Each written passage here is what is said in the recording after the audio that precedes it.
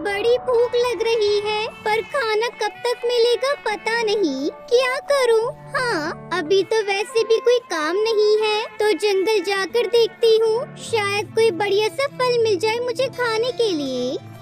ऐसा सोचकर टुनटुनी चिड़िया उड़कर जंगल की तरफ चल दी। टुनटुनी चिड़िया एक बहुत ही गरीब और अनाथ चिड़िया थी। उसकी माँ उसे जन्म देते ही चल बसी थी और पिता टुन्नू चिड़ा एक शिकारी पक्षी का शिकार हो गए। टुनटुनी चिड़िया कड़कनाथ सेठ के यहाँ मजदूरी किया करती थी, लेकिन सच ये था कि टुनटुनी के रूप में कड़कनाथ सेठ उसके परिवार को एक मुफ्त की नौकरानी मिल गई थी। कड़कनाथ सेठ की बीवी सुंदरी कौवी टुनटुनी चिड़िया से सारा दिन घर के काम करवाती और उसे खाना भी नहीं देती।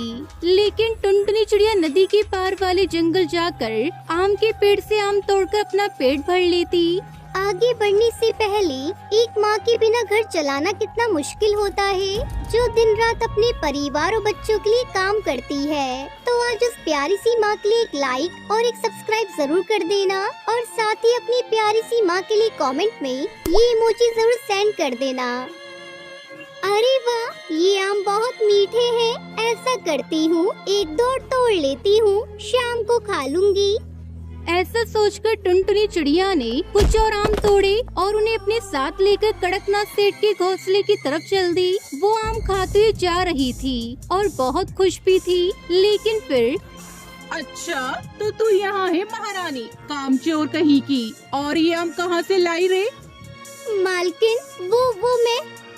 अच्छा, वो क्या कर रही है? ये हमारे बाग से चुरा कर लाई है ना? ठहर जा, आज तो तेरी खैर नहीं।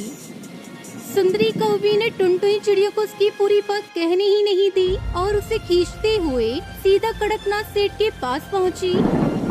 देखो जी, ये मिल गई हमारे आमों की चोर। घर का सारा काम छोड़कर बाग से हमारे आम चुरा कर खा रही थी। नहीं नहीं मालकिन, मैंने आम नहीं चुराए, मैं तो नदी पार जंगल गई थी। चुप हो जा, नमक हराम कहीं की, तेरा कोई नहीं। ये सोचकर तुझ पर तरस खाया हमने, लेकिन सच है तुम फटीचर पक्षी कभी किसी के सगे नहीं हो सकते। उठाओ इसे और फेंक दो हवेली से बाहर। अरे ये क्या कर दिया आपने? मैं तो बस 2-4 डंडी लगवाने लाई थी आपके पास, आपने तो उसे घर से ही निकाल दिया। अब कौन करेगा सारे काम? कमाल करती हो भाग्यवान, मुझे पहले बताना चाहिए था ना कि क्या करना है और क्या नहीं। अब बाहर निकाल दिया है तो अभी तो वापस बुला नहीं सकते। ससुरी अनाथ है ना, 2 दिन में खुद ही आ जाएगी, जब पेट में भूख से आग लगेगी। सुंदरी कौवी मुंह लटकाकर वहाँ से चली गई। उसे भी यही लगा था कि टुनटुनी जल्दी ही घोंसले में वापस लौट आएगी, लेकिन असल में टुनटुनी चिड़िया के साथ जो होने वाला था उसके बारे में कोई सपने में भी नहीं सोच सकता था।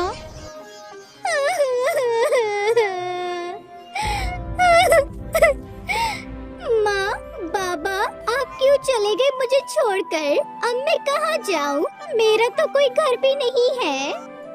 टुनटुनी चिड़िया बस रोए जा रही थी। उसे कुछ सोच नहीं रहा था कि तभी उसकी नजर सामने बैठे कुछ पक्षियों पे पड़ी, जो बड़े मजे से रसीले आम खा रहे थे। उन्हें आम खाता देखकर टुनटुनी चिड़िया को कुछ सूझा और वो सीधा जंगल गई, उसी आम के पेड़ के पास जहाँ से उसने आम तोड़कर खाए थे। और फिर इस दुनिया में सिर्फ तुम ही हो जिसने मुझे बिना मारे या मुझसे कोई काम करवाए बिना अपने मीठे मीठे फल दिए मुझे खाने के लिए। तो क्या तुम मुझसे दोस्ती करोगे? क्या मैं यही तुम्हारे पत्तों की छांव में बैठ जाऊं? टुनटुनी चिड़िया के ऐसा कहते ही उस पेड़ की पत्तियां जोर जोर से हिलने लगी और फिर अचानक पेड़ के ठीक नीचे की जगह पर हवा का एक तेज झोंका आया और वो जगह बिल्कुल साफ सुथरी हो गई। ऐसा लगा मानो पेड़ ने खुद टुनटुनी चिड़िया को बैठने के लिए जगह दी हो। ये देखकर टुनटुनी चिड़िया बहुत खुश हो गई। शुक्रिया दोस्त, अब अगर तुम बुरा न मानो तो क्या मैं एक और आम ले सकती हूँ? पहले जो मैं लेकर गई थी वो सारे वहीं गिर गए जब मालकिन ने मेरे कान खींचे थे।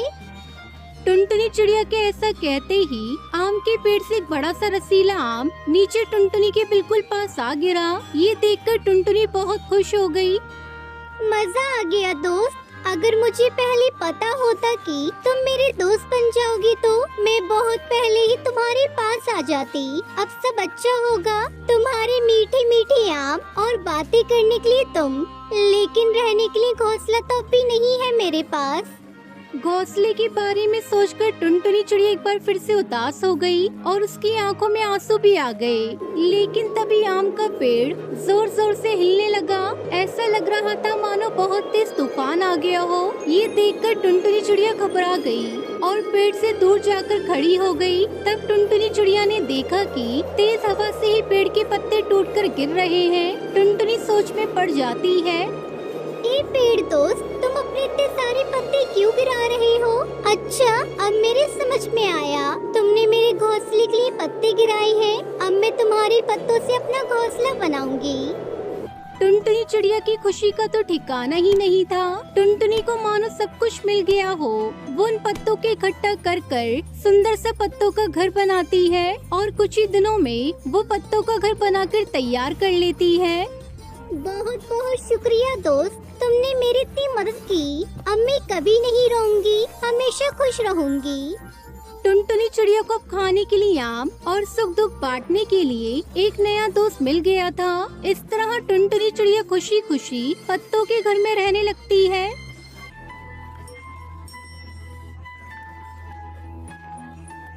किसी एक जंगल में कालू नाम का एक कपटी और क्रूर स्वभाव का जमींदार कौवा रहा करता था, जो जंगल के भोले भाले पक्षियों को कर्जा देकर उनसे भारी ब्याज वसूलता था।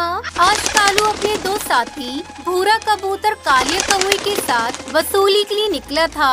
तभी उसकी नजर जंगल की एक किसान टुनटुनी चिड़िया पर पड़ी। इस साल तो फसल बहुत अच्छी होगी है। टुनटुनी, मुझे भी बता देना, आखिर तू खाद में मिलाती क्या है? कुछ नहीं कालू सेठ, मैं खाद में कुछ भी नहीं मिलाती, बस जी तोड़ मेहनत करती हूँ और ईश्वर से प्रार्थना करती हूँ और मेरी फसल हर साल अच्छी उगती है। ये सब तो बातें हैं टुनटुनी, सच तो ये है कि तेरी जमीन जंगल की और जमीनों के मुकाबले उपजाऊ है। एक काम कर, तू अपनी जमीन को मुझे बेच दे, मैं तुझे जमीन की मुँह मांगी कीमत दूंगा। नहीं सेठ जी, ये जमीन मेरे पिताजी की निशानी है। उन्होंने इस जमीन पर बड़ी मेहनत से हल चलाकर मुझे पाला पोसा बड़ा किया है। मैं उनकी आखिरी निशानी को कैसे बेच सकती हूँ? टुनटुनी, मैं तुझे जमीन की 2 गुनी कीमत देने को तैयार था। उन पैसों से तू इस जैसी 2 और जमीन खरीद सकती थी, लेकिन कोई बात नहीं, जैसी तेरी मर्जी। इतना बोलकर कालू सेठ दोनों साथियों के साथ वहाँ से चला गया और क्रोधित होकर अपने साथियों से कहने लगा, पता नहीं ये टुनटुनी अपने आप को समझती क्या है। मैं उसे उसकी जमीन की 2 गुनी कीमत देने को तैयार था, फिर भी उसने मुझे अपनी जमीन नहीं बेची। ये तो आपका बहुत बड़ा अपमान है सेठ जी। भला आपकी बात को जंगल में कौन काट सकता है, और ना आज तक जंगल में किसी ने आपकी बात काटी है। भूरा सही कह रहा है सेठ जी, अगर ऐसा ही रहा ना तो इस जंगल के पक्षियों के मन में आपका डर समाप्त हो जाएगा। तुम दोनों चिंता मत करो, टुनटुनी चिड़िया की उपजाऊ जमीन पर मेरी बहुत समय से नजर है, लेकिन छीनूंगा जरूर, क्योंकि मेरे दिमाग में जो योजना चल रही है, अगर वो सफल हो गई ना तो कुछ ही दिनों में उसकी उपजाऊ जमीन मेरे हाथ आ जाएगी। शाम को टुनटुनी अपने घर आ गई। उसके परिवार में उसकी बूढ़ी माँ टूनी और उसकी बेटी पिंकी थी। अगली सुबह टुनटुनी की माँ उसे घबराती उठाती है।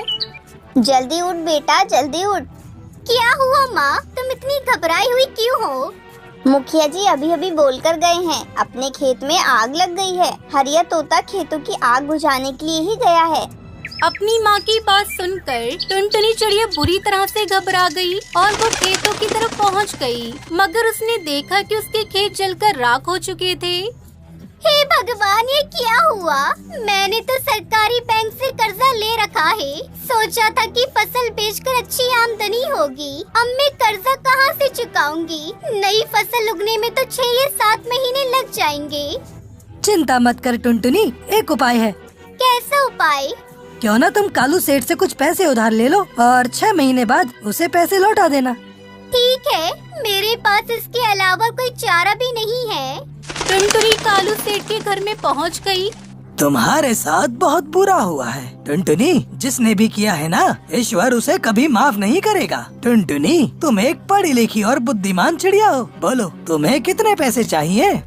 मुझे सिर्फ 50,000 रुपए की जरूरत है। कालू सेठ ने टुनटुनी को 50,000 रुपए दे दिए और टुनटुनी के एक पेपर पर सिग्नेचर भी ले लिए। कुछ दिन बाद कालू सेठ अपने साथी भूरा और कालिया को लेकर टुनटुनी चिड़िया के घर पहुंचकर बोला, इस मकान को खाली कर दो। ये कैसी बातें कर रहे हैं आप? तुमने मुझसे 50,000 रुपए कर्ज लिया था और एक सादे स्टैम्प पेपर पर अपना अंगूठा भी लगा दिया था। उस स्टैम्प पेपर में साफ साफ लिखा है, अगर तुम 5 दिनों में मेरी रकम मुझे वापस नहीं देती तो तुम्हारा घर, तुम्हारी जमीन, सब कुछ मेरे नाम पर हो जाएगा। ये तो मेरे साथ धोखा है। तुम जो समझ लो, अब सीधी तरह से यहाँ से निकल जाओ। लेकिन मैं अपने परिवार को लेकर कहाँ जाऊंगी? मेरे पास कुछ भी नहीं बचा, मुझ पर दया कीजिए। कालू सेठ अपनी जेब से एक ताश का पत्ता निकालकर बोला, जिंदगी एक जुआ है टुनटुनी। ये लो ताश का एक पत्ता जिसमें राजा का चित्र छपा हुआ है। इसका मैं क्या करूंगी?